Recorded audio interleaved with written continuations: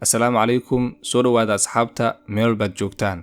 Qof kasta oo inaga mid ah oo dunida ku nool waxaa dhalay laba waalid. Iyaga ayaana sabab u ahaa inaan dunida nimaano. Waalidka waa cidda kaliya oo ogol in wax walba u huraan carruurtooda oo waxa ay diyaar u yihiin in wax walba agtooda qaali ka ah ay u huraan ubadkooda, xitaa ha noqoto naftooda iyo wax kale oo kasii hooseeyaba. Waqtigooda ay u huraan ubadkooda, hurdada ay uga tagaan si carruurtooda u raaxaystaan. Qoodka ay uga tanaasulaan si ubadkooda uga dhargaan cuntada. Wax walba oo noloshooda ka mid ah ay uga tanaasulaan ilmahooda. Waa la arkay waalid ilmaha ay dhaleen xubnahoodii qaaliga ahaa ugu deeqay. Waa la arkay waalid cuntadii oo idil ilmahooda intay u wada gureen iyagana wax ay cunaan waayey. Waa la arkay waalid carruurtooda dhar cusub inta u gadeen iyagana maryahooda aysan quruxsaneen oo duruufaysan yihiin.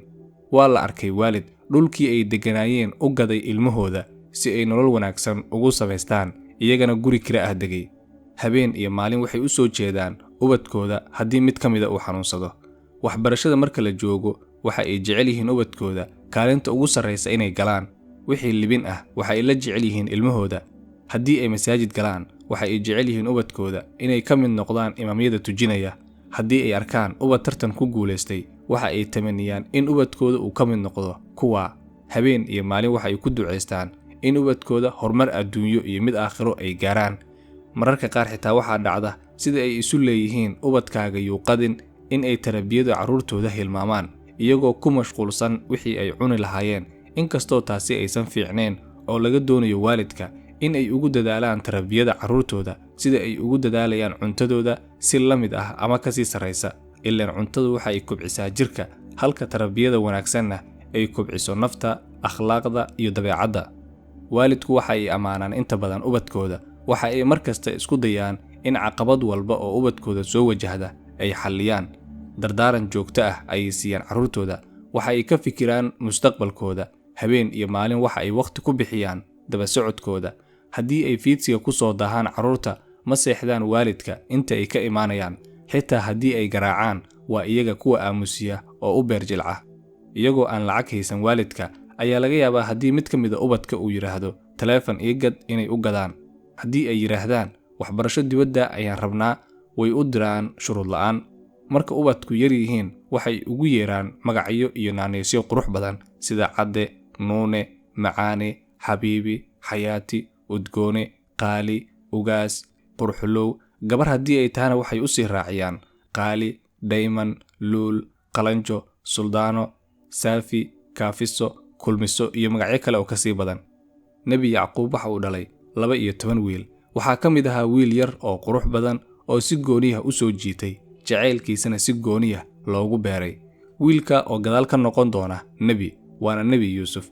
Yaraantiisii Nabi Yuusuf waxaa riyo lagu tusay isagoo ay u sujuudayaan 11 xidig, qorraxda iyo dayaxa. Aabihiisna waxa uu ku yiri walaalahaaga ha u sheegin yeysan ku xasdine. Ugu dambeyntii walaalihiis ayaa xasday Nabi Yuusuf oo ceel ku tuuray. Dad ayaa ceelkii kala baxay waxa ayna ka sii gateen boqorkii dalka Masar. Boqorka ayaana wiil ka dhigtay. Nabi Yacquub wiilkiisii Yuusuf ayuu waayey. Sidii uu uga murugoonayay ayuu indhaha beelay. Habeen iyo maalina wuxuu ku celcelinayay sheegiisa. Wuxuuna Alle ka baryay inuu dib ula kulansiiyo. Muddo kadib ayaa Nabi Yuusuf iyo walaalihiis is aqoonsadeen. Nabi Yuusuf waxa uu walaalihii ugu soo dhiibay qamiiskiisii aabihii Yacquub, taa oo dhalisay Nabi Yacquub markii uu u soo dhawaaday qamiiskii inuu yiraahdo waxa ii soo udgaya caraftii Yuusuf. Waa wiil ka maqnaa sanado aad u badan. Xitaa ma uusan hilmaamin dhididkiisa sida u soo carfayay. Inta aad nooshihiin kuwa waalidkood aan heshiis la ahayno fursad waxaad haysataan aad waalidkiin kula heshiin kartaan, aadna kaga duceysan kartaan. Kuwa waalidkood aan saaxiib la ahayno fursad waxaad haysataan aad waalidkiin dib ula saaxiibi kartaan oo dhaqaalaha yar ee Alle ku siiyey aad wax kaga siin kartaan. Waxaa imaan doonta maalin aadan arki doonin lacagta dunida taalo oo idil haddii aad bixiso oo ay dhulka ka hoos maraan waalidka.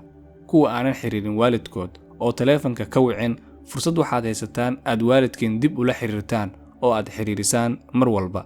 Kuwa waalidkood oo la hadlaya iska dhaqaaqa fursad waxaad haysataan aad waalidkiin ku dhageysataan warkoodana aad ku dhuuxdaan. Waxaa xaqiiq ah inay imaan doonto maalin inta oo idil mid ka mid ah haddii aad maagto inaad samayso aadan samayn karin.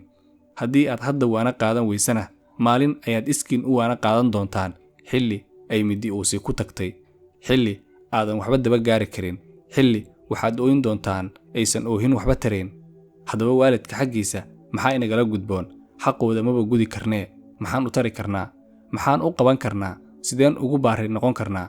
maxaan noloshooda ku soo biirin karnaa? sideen horumarkooda uga qayb qaadan karnaa? waxaan baari ugu noqon karnaa inaan u ixsaan sameeyno, inaan u naxariisano, in aan siino wax kasta oo aan tari karno, in hadalkooda aanan hadal dul saarin, in hadalkeena aanan ka sara marin hadalkooda, in aanan ku oran hadal xun oo ay dhibsanayaan, in waqti kasta aan booqano, in xilli walba aan la sheekaysano, in aan u duceyno goor walba, in aan ku kaalmeyno nooc kasta oo kaalmo ah oo ay u baahan yihiin. haddii ay gurigana la degan yihiin, inaan dejinno qolka ugu fiican, qalabka ugu qurxoonna aan u dhigno, qaabka ugu macquulsanna aan ugu adeegno, wax kasta oo ay u baahnaadaan inaan u doonno, dantooda aan ka hormarino danteenna, si gaar ahaaneed marka ay waayeelobaan daryeel gooni ah aan siino. waxaa laga yaabaa inaad tiraahdo, waalidkay waa ay dhinteen, Allah ha u naxariisto. aamiin, Allah ha u naxariisto. balse ogsoonow, iyagoo dhintay ayaad baari u noqon kartaa. kow, wixii ay ka dardaarmeen fuli. dadkii ay yiraahdeen hala dhaqaaleeyo, dhaqaaley. u duceey xilli walba oo aad salaad tukato, iyo waqti walba oo aad istiraahdo waa xilligii ducada la aqbalayay. allana dambi dhaaf uga toog xilli walba oo aad fursad hesho. u sadaqay sadaqooyin kala gedisan oo masjid la dhisayo haddii aad aragto, wax ugu dar. masaakiin la caawinayo haddii aad aragto, wax sii oo qayb ka mid ah u niyeyso waalidka. dadkii ay saaxiibada la ahaayeen xiriiri, si gaar ahaaneed dadkii ay dhaqaaleyn jireen, qaraabadii ay xiriirin jireen xiriiri, wanaaggii ay lahaayeen sheeg oo ku ammaan, kagana dayo. sir gooni ah oo ay kaala dardaarmeen inaad qarisid, haddii ay jirto sirta dibaddana ha keenin oo qari. wax ay jeclaayeen inaad samayso intii ay noolaayeen oo dhowr mar ay kaala dardaarmeen, haddii uu jiro ku dhaqaaq fulintiisa. waad ku mahadsantahay daawashada. la wadaag asxaabtaada si ay uga faa'iidaystaan. muuqaalka midka ku xiga ee inoo ballan insha Allah.